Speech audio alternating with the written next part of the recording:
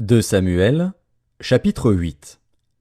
Après cela, David battit les Philistins et les humilia, et il enleva de la main des Philistins les rênes de leur capitale.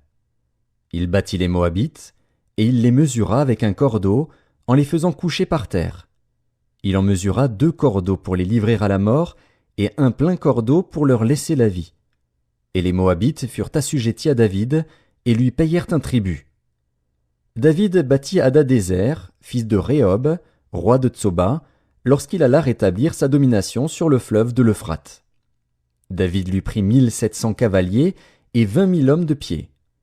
Il coupa les jarrets à tous les chevaux de trait et ne conserva que 100 attelages. Les Syriens de Damas vinrent au secours d'Hadadézer, roi de Tsoba, et David battit 22 000 Syriens. David mit des garnisons dans la Syrie de Damas.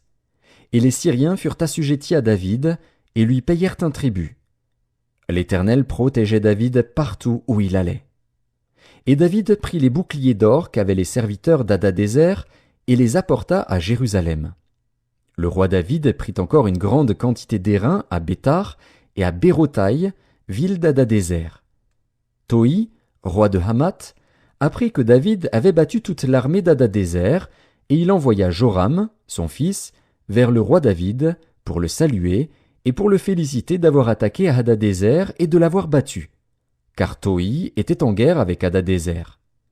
Joram apporta des vases d'argent, des vases d'or et des vases d'airain.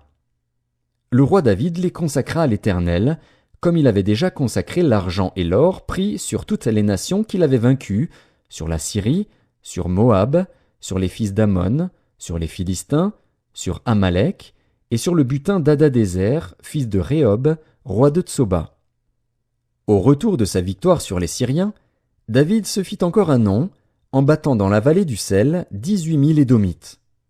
Il mit des garnisons dans Édom, il mit des garnisons dans tout Édom, et tout Édom fut assujetti à David. L'Éternel protégeait David partout où il allait.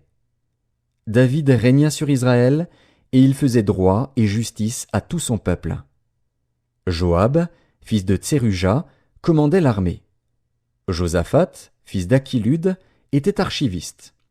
Tsadok, fils d'Akitub, et Achimélec, fils d'Abiatar, étaient sacrificateurs. Séraja était secrétaire. Benaja, fils de Jéhojada, était chef des Kérésiens et des Pélétiens. Et les fils de David étaient ministres d'État.